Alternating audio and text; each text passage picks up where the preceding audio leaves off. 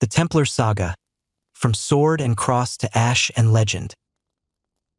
In the grand tapestry of the medieval world, few threads are as vibrant, as bloody, and as tragically compelling as that of the Knights Templar. For nearly 2 centuries, they were the embodiment of a new kind of man, the warrior monk, a paradox of piety and violence.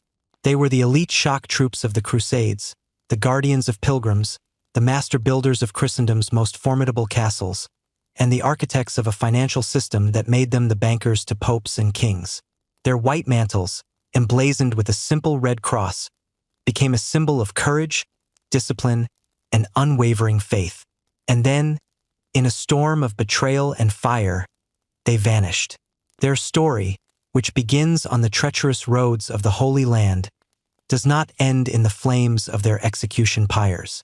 It continues today, shrouded in myth and mystery, fueling legends of lost treasure, secret knowledge, and conspiracies that echo through the centuries. Who were these poor fellow soldiers of Christ and of the Temple of Solomon? How did they rise from poverty to become one of the most powerful institutions in the Western world? And how did they fall so far, so fast? This is the complete history of the Knights Templar, from their forging in the crucible of the First Crusade to their destruction at the hands of a king and a pope, and their final transfiguration from history into legend. Part 1. The Forging of the Sword. To understand the birth of the Knights Templar, we must first understand the world that cried out for them. We must travel back to the dawn of the 12th century, to a land soaked in blood and faith, and walk the most dangerous road in the Christian world. The journey to Jerusalem was the ultimate act of medieval devotion, a pilgrimage to the center of the world, to the very place where Christ had walked, died, and been resurrected. For the faithful of Europe, this was a penance, a way to seek forgiveness for their sins, to touch the sacred, and to deepen their connection with God. But this spiritual quest came at a terrifying price. The path to salvation was, quite literally, paved with peril. A pilgrim leaving their home in France or Germany could expect a grueling trek of thousands of miles, lasting many months, through lands where the culture, the language, and the climate were utterly alien. They were poorly equipped to deal with the hazards that awaited them. Punishing weather, the gnawing pangs of hunger, and the constant threat of thirst. Sickness was rampant, and the physical injuries from such an arduous journey could be crippling. Some chose to travel by sea, but in doing so they merely traded one set of dangers for another, facing pirates, shipwrecks, and the cold embrace of the sea itself. The human dangers were even more acute. The roads were poorly maintained, forcing pilgrims onto caravan routes where they were easy targets for unscrupulous locals who would impose extortionate taxes and tolls. Highwaymen and bandits were a constant menace, ambushing travelers along lonely stretches of road. An Anglo-Saxon pilgrim named Ceolwulf, who traveled the region shortly after the First Crusade, wrote of how Saracens would lie in wait in mountain caves to surprise and attack Christians. Reports that filtered back to Europe were filled with horror stories of vicious attacks, of robberies, beatings, and killings. Even a pilgrim's traveling companions could not be trusted. The routes were filled with all types of characters, including so-called false pilgrims, who were merely thieves waiting for an opportunity, and criminals who had been ordered to undertake the pilgrimage as a punishment for their crimes, their piety being anything but sincere. This brutal reality exposes a critical misunderstanding about the First Crusade. In 1099, a great Christian army had done the unthinkable. They had captured Jerusalem from its Fatimid rulers. The news sent a wave of exultation across Europe. The Holy Sepulchre, Christ's tomb, was once again in Christian hands. But this victory, as glorious as it was dangerously incomplete. Once the city was taken and their vows were fulfilled, the vast majority of the crusading knights simply went home. This mass departure left the newly founded Crusader states, particularly the Kingdom of Jerusalem, with a catastrophic shortage of manpower. They held the cities, but their grip on the surrounding territory was tenuous at best. The result was a power vacuum. The roads connecting the coastal port of Jaffa to the holy city of Jerusalem became a lawless hunting ground. Pilgrims arriving by ship, thinking the worst was over, would step onto the shores of the Holy Land only to face their greatest danger. They were routinely slaughtered, sometimes by the hundreds, as they attempted to make the final leg of their journey. The First Crusade, in its partial success, had created a crisis. It had opened the door to Jerusalem but had failed to secure the path. The city was a Christian island in a sea of anarchy, and the very people the crusade was meant to protect were more vulnerable than ever. The world didn't just want a new protector, it desperately needed one. Into this violent vacuum stepped a small band of knights with a radical idea. In the year 1119, a French nobleman from the Champagne region named Hugues de Payens approached the ruler of the Crusader kingdom, King Baldwin II of Jerusalem. De Payens was a veteran of the First Crusade, a man of deep religious conviction who had chosen to remain in the Holy Land after the Great War was over. He was not a great lord, but a man of lesser nobility, described as humble, reliable, and a good fighter. He was accompanied by 8 other knights, chief among them Godfrey de Saint-Omer. Their proposal was unlike anything the world had seen before. They wished to form a new kind of religious community, a monastic order dedicated to God. They would take the traditional vows that monks had taken for centuries: poverty, chastity, and obedience. But they would add a 4th, revolutionary vow: to take up the sword and dedicate their lives to the protection of pilgrims on the bloody road to Jerusalem. This idea was, to the medieval mind, a profound contradiction. For centuries, the Church had taught that the role of the monk was one of peace, prayer, and contemplation, a retreat from the violence of the world. The role of the knight was to fight, an act that, while sometimes necessary, was inherently sinful. The concept of a man who was both a soldier and a monk at the same time was deeply suspect, even unnatural. How could a man kill in the name of a savior who preached peace? The proposal from Hugues de Payens was not just for a new kind of holy police force. It was a request to fundamentally redefine the relationship between violence and faith. Despite the theological difficulties, the need was undeniable. King Baldwin II and Warmund, the Patriarch of Jerusalem, saw the practical value in this strange proposal. At the Council of Nablus in January of 1120, they formally agreed to the request.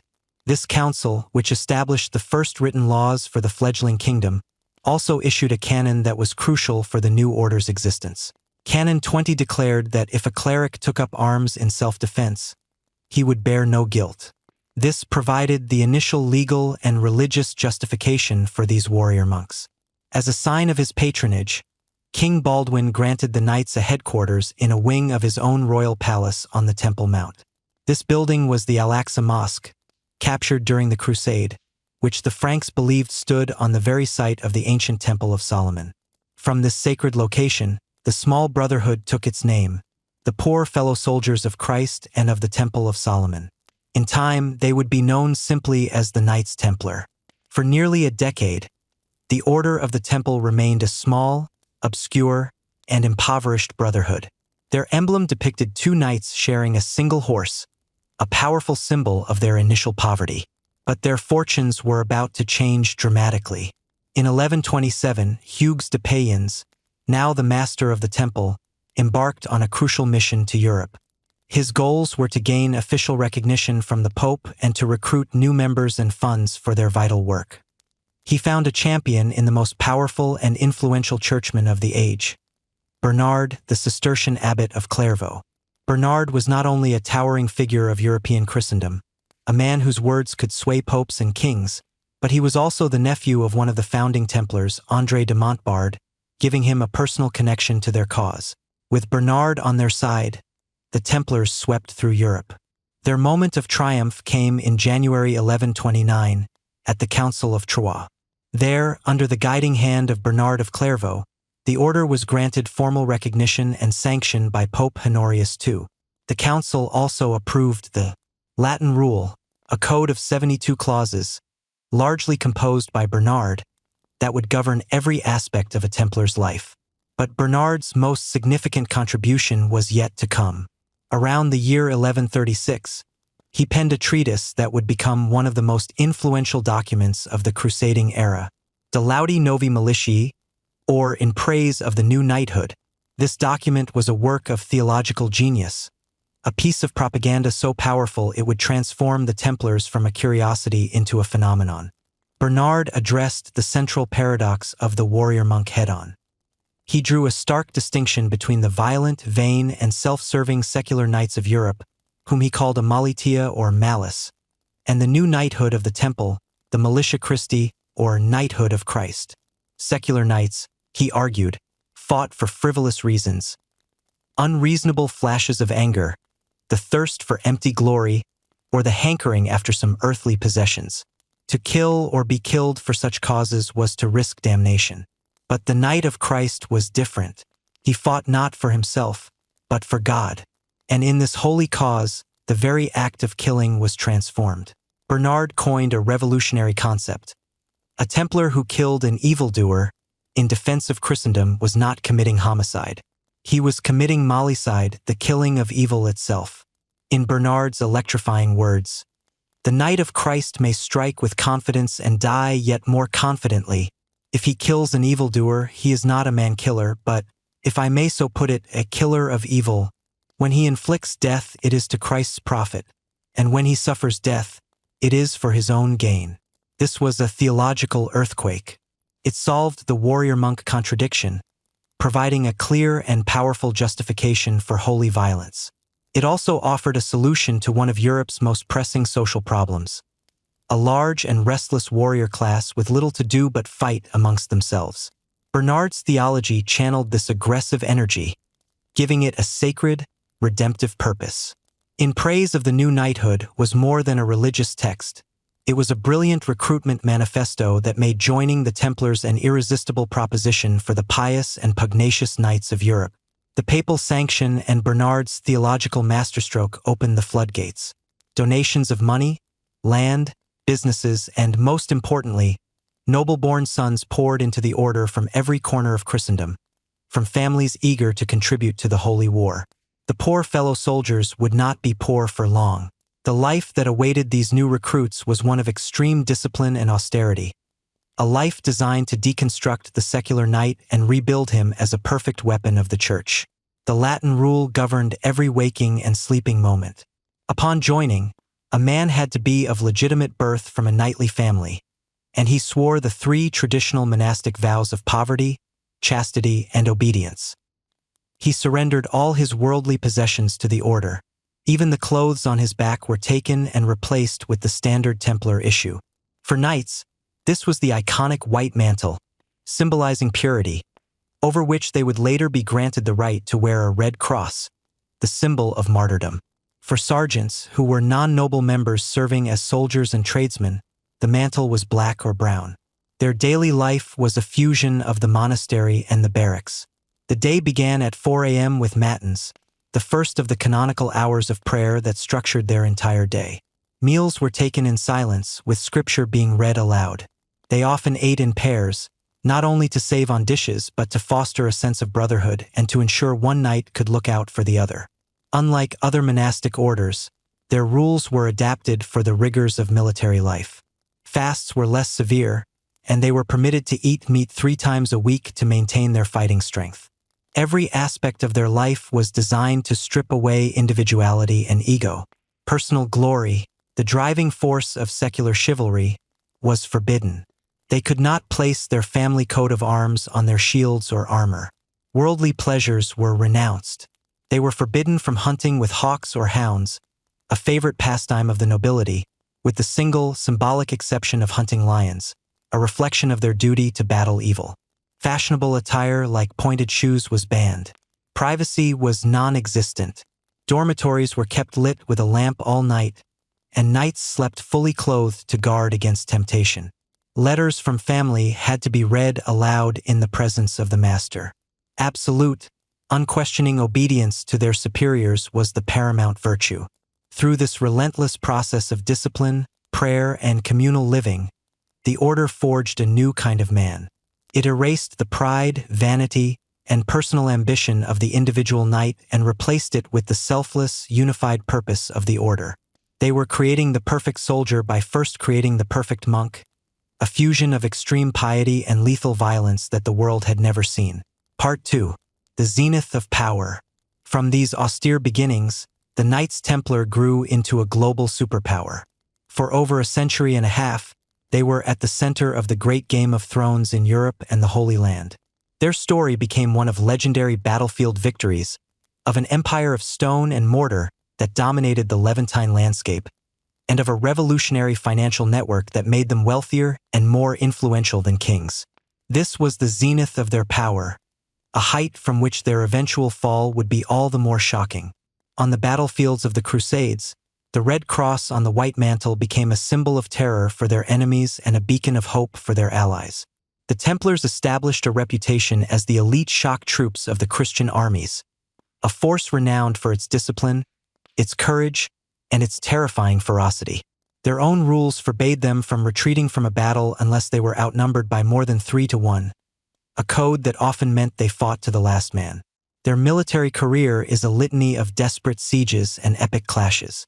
One of their earliest major engagements was the Siege of Ascalon in 1153. This coastal city was the last fortress held by the Egyptian Fatimids in Palestine, a thorn in the side of the Kingdom of Jerusalem.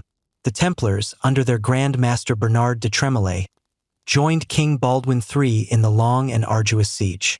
In a moment that perfectly captured both their incredible bravery and their potential for impetuousness, the siege tower they were using was set on fire by the defenders.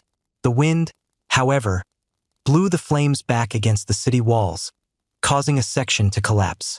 Without waiting for the rest of the army, a group of 40 Templars, led by their Grand Master, charged headlong through the breach. They were quickly surrounded and annihilated, a testament to their fearless but sometimes reckless spirit. The pinnacle of their military glory came on November 25, 1177, at the Battle of Montcassard.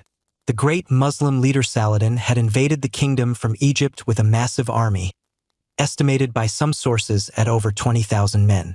The Christian forces were scattered. The young king of Jerusalem, Baldwin IV, a teenager afflicted with leprosy, his body wasting away but his will unbroken, rushed to meet the threat with a desperately small force of a few hundred knights and a few thousand infantry. With him were just 80 Knights Templar, led by their Grand Master Odo de Saint-Amand. Saladin, overconfident and believing the small Christian army posed no threat, had allowed his forces to become spread out as they marched towards Jerusalem. Seizing the moment, Baldwin's tiny army caught the invaders by surprise. As the king, weakened by his disease, was lifted from his horse to kneel in prayer before a relic of the true cross, the Templars formed the vanguard of the Christian line.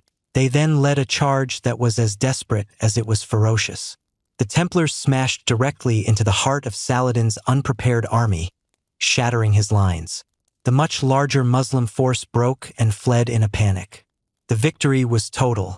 Saladin himself barely escaped, and his entire baggage train was captured. Montcassard became a legend, a symbol of Templar prowess and the power of faith against impossible odds. But for every Montcassard, there was a Hattin.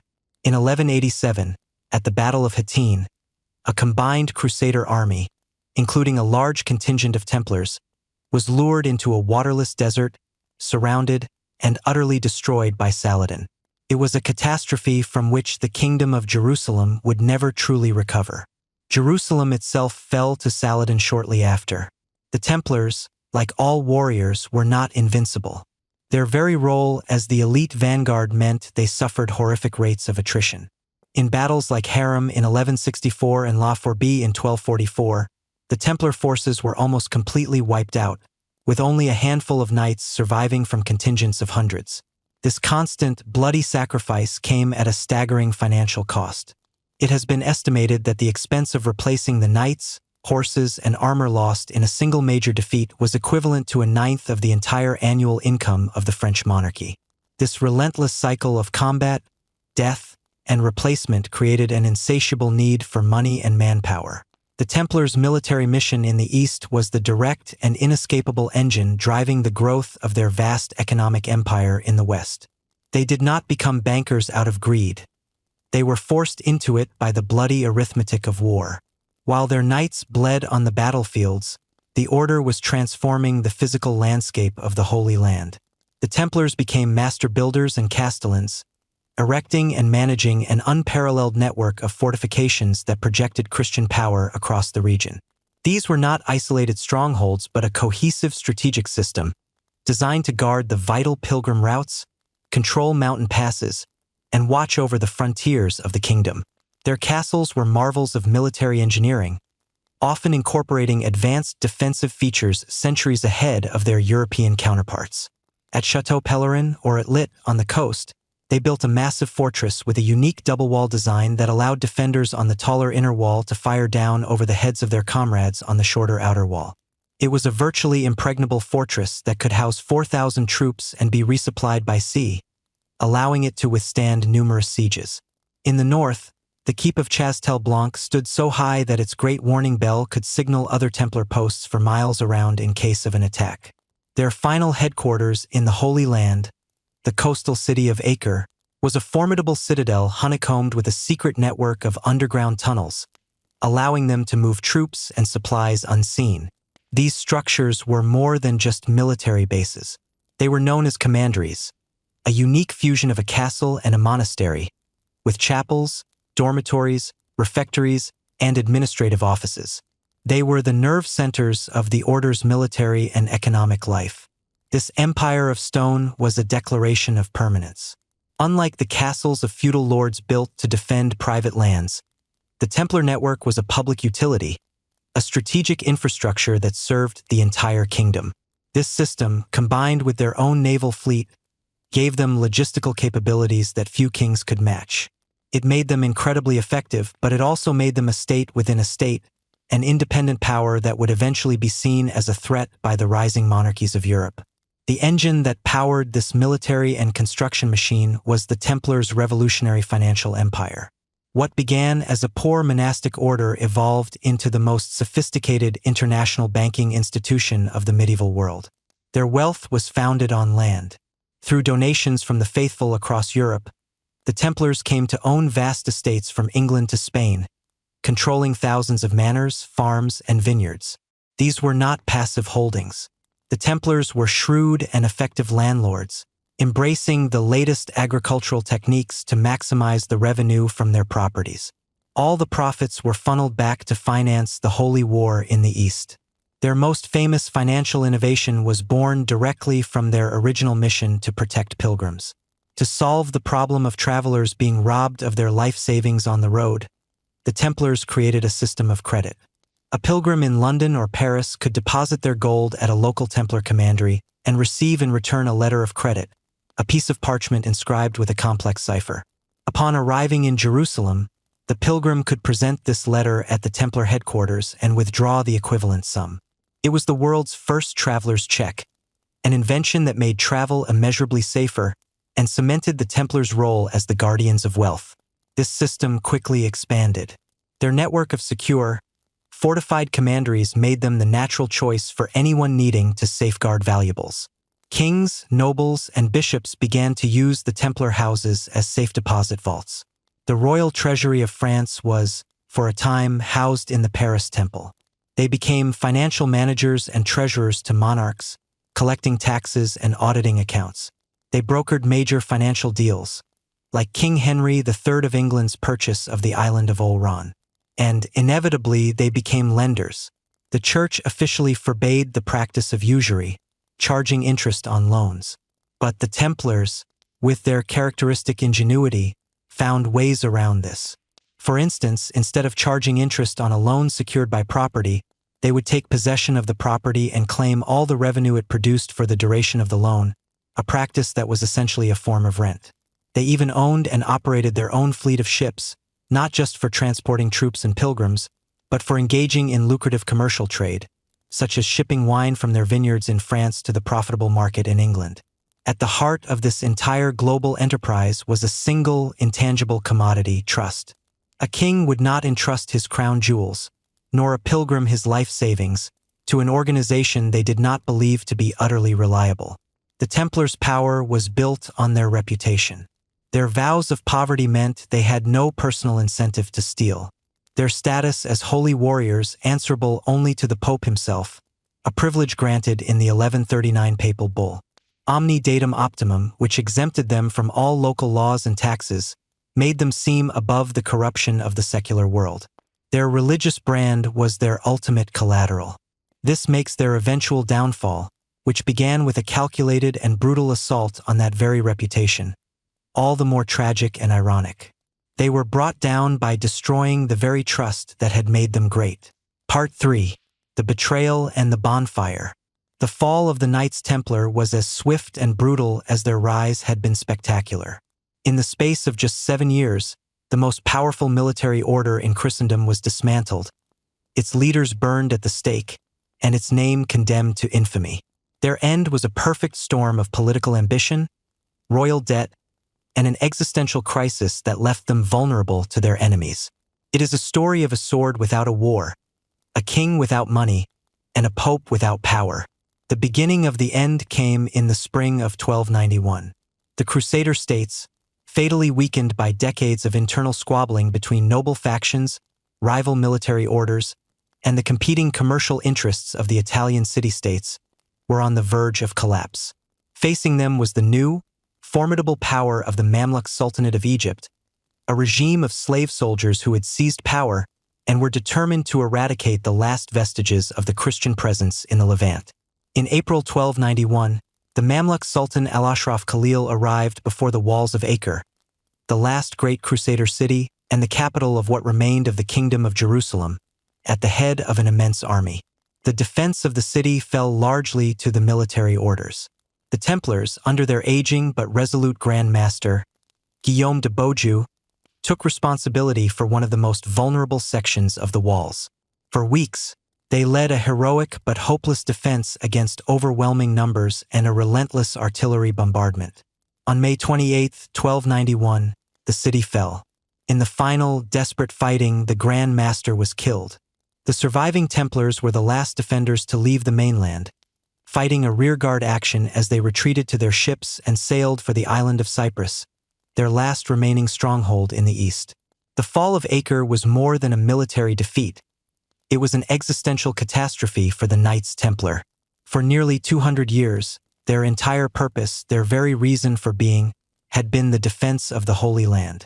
Now the Holy Land was lost. Suddenly, they were a sword without a war to fight. In the eyes of many in Europe, this hugely wealthy and powerful international organization, with its vast estates, its private army, and its allegiance only to a distant pope, had become an anachronism. Support began to fade. Their loss of purpose made them politically exposed at the precise moment a new and dangerous political force was rising in Europe, the centralized, absolute monarchy. In the 12th century, their transnational nature had been a strength. In the dawning 14th century, it would be their fatal weakness. The architect of their destruction was King Philip IV of France, known as Philip the Fair. Philip was a complex figure. Handsome, outwardly pious, but also ambitious, ruthless, and utterly determined to consolidate his own power. His long and costly wars against England had left the French crown bankrupt and deeply in debt. A significant portion of that debt was owed to the Knights Templar, who had long served as the French monarchy's bankers. Philip had a well-established pattern for dealing with his creditors. He destroyed them. He had already expelled the Jews and the Lombard bankers from France, seizing their assets to fill his coffers. In the Templars, he saw the ultimate prize. They were immensely wealthy, and they represented a powerful, independent state within a state that he could not control. Destroying them offered a perfect trifecta of opportunity. It would erase his massive debts, allow him to seize their legendary riches, and eliminate a major political obstacle to his absolute rule. All he needed was a pretext, and for a king as ruthless as Philip, a pretext could always be manufactured. The blow fell with shocking speed and precision. In the pre-dawn hours of Friday, October 13, 1307, agents of the king launched a coordinated series of raids across the entire Kingdom of France. The secrecy and simultaneity of the operation were a logistical marvel, instantly decapitating the order in its heartland. The Grand Master, Jacques de Molay, was arrested in Paris, along with hundreds of other Templars. Many of them were not active warriors but elderly veterans, men in their 60s and 70s who were living out their days in the commanderies of their homeland. They were immediately handed over to royal inquisitors and subjected to brutal torture. The charges leveled against them were a grotesque catalogue of sins, calculated to inspire maximum horror and outrage in a deeply religious society. They were accused of heresy, of denying Christ and spitting on the cross during their secret initiation ceremonies. They were accused of institutionalized sodomy, of worshipping a demonic idol in the form of a severed head known as Baphomet, and of financial corruption and treason. Under the agony of the rack, the strappado, and having their feet slowly roasted over open flames, the resistance of the old knights crumbled. The vast majority, including the Grand Master Jacques de Molay himself, confessed to the monstrous charges put to them. Philip's plan was a masterstroke of political and legal warfare. He knew he could not defeat the Templars on a battlefield, so he attacked them in the court of law, using the charge of heresy to circumvent their papal protections and bring them under the jurisdiction of the Inquisition, an institution he effectively controlled in France. The torture was not merely for coercion. It was an engine for producing evidence. He needed a mountain of confessions so damning that the Pope would be politically unable to defend the order. It was a chillingly effective use of the Church's own machinery of persecution as a weapon of the state, turning it against one of its most loyal and celebrated orders. The Pope at the time was Clement V, a Frenchman who owed his election to Philip's influence and had moved the papal court from the chaos of Rome to the city of Avignon in southern France, placing him squarely under the French king's shadow. Clement was initially outraged by Philip's high-handed actions, but he was a weak and vacillating man caught in an impossible position. Faced with the shocking confessions, however coerced, and Philip's implicit threats of military action against the papacy itself, Clement buckled. In November 1307, he issued the papal bull Pastoralis Preeminentia, which ordered all the monarchs of Christendom to arrest the Templars in their own lands and seize their assets. The response outside of France was lukewarm. In England, Portugal, and Spain, where torture was not systematically employed, the trials produced very few confessions and little to no evidence of widespread heresy. Emboldened by this, many of the imprisoned Templars in France began to retract their forced confessions, mounting a defense of the order and proclaiming its innocence. Philip's response was swift and merciless. In 1310, he had 54 of these recanting knights declared to be relapsed heretics and burned at the stake in Paris, a terrifying message to any others who might consider defying him. The final act played out at the Council of Vienne in 1312. Clement V was trapped. To defend the Templars would be to risk open war with the most powerful king in Europe and a potential schism that could tear the Church apart. He chose to sacrifice the order to save the papacy. On March 22, 1312, Clement issued the papal bull Vox in Excelso. This document is a masterpiece of political maneuvering. It does not formally condemn the Knights Templar for the crime of heresy. The papal commission that had investigated the charges had, in fact, found no proof that the order as an institution held heretical beliefs or followed a secret, blasphemous rule. Instead, the bull dissolved the order by administrative decree. Clement stated that because of the suspicion, infamy, loud insinuations, and other things which have been brought against the order, and the serious scandal which has arisen, the order's reputation was so irreparably damaged that it could no longer serve a useful purpose. For the good of the Church, it had to be suppressed. It was not a judicial conviction. It was a political execution, a pragmatic, if deeply cynical sacrifice made on the altar of royal power. The final, tragic scene of the Templar saga unfolded 2 years later. On March 18, 1314, Jacques de Molay, the last Grand Master, and Geoffrey de Charny, the preceptor of Normandy, were led out onto a scaffold erected before the Cathedral of Notre Dame in Paris.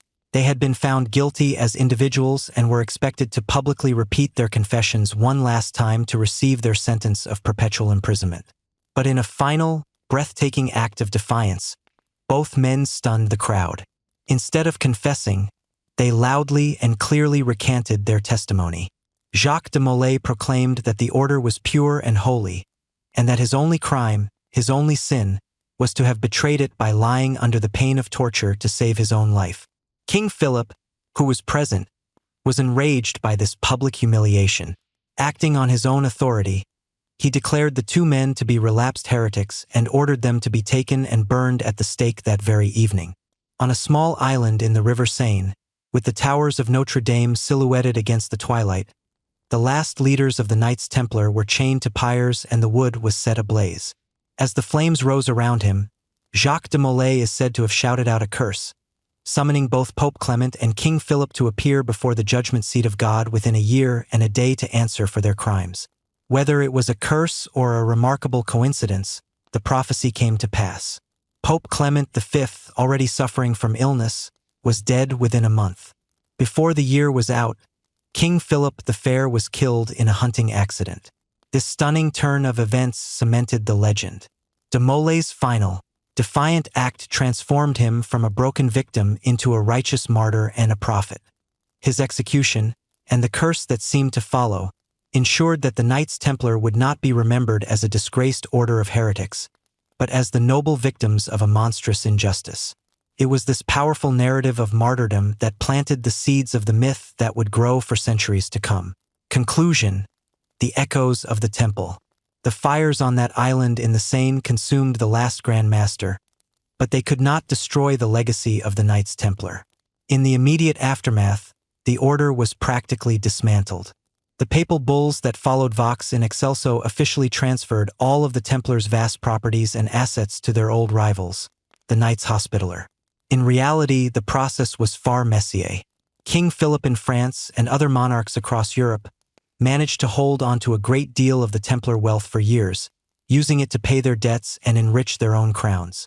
The idea of a single, vast, hidden treasure of gold and jewels is largely a myth. The Templars' true wealth was in their infrastructure, their thousands of farms, manors, castles, and their extensive financial network. The fate of the surviving members varied. Outside of the brutal purges in France, most Templars were not executed. They were quietly absorbed into other military orders. In Portugal, the order was essentially rebranded, becoming the New Order of Christ, which would later play a pivotal role in the Age of Discovery. In Spain, they joined orders like Montesa. Others were simply pensioned off or allowed to retire to traditional monasteries to live out their days in peace.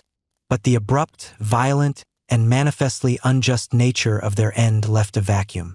Questions lingered. What happened to the Templar fleet, which was said to have vanished from the port of La Rochelle on the eve of the arrests? What became of their extensive archives, which were never found? This narrative void became the fertile ground in which centuries of myth, legend, and conspiracy would grow. The story of the Templars was too compelling to simply end. It was a perfect historical mystery, complete with noble heroes, a dastardly villain, immense power, and a tragic, unjust finale. Over time, this void was filled with ever more elaborate tales. The knights who had once had their headquarters on the Temple Mount were imagined to have discovered the greatest secrets of antiquity there. Perhaps the Holy Grail, the Ark of the Covenant, or some lost gospel that could shatter the foundations of the Church. In the 18th century, centuries after their demise, emerging fraternal organizations like the Freemasons began to adopt Templar lore and symbolism, claiming a spiritual, if not a direct historical, lineage. This association cemented the Templars' place in the popular imagination as the guardians of a hidden, esoteric tradition. Ultimately, the Knights Templar endure not because of what we know about them, but because of what we don't. Their story is a canvas onto which we can project our deepest fascinations with secret knowledge, lost power, and grand conspiracies. They were warrior monks, crusaders, builders, and bankers, but their violent destruction ensured their immortality, transforming them from a historical institution into a timeless myth. The echoes of the temple still resonate today,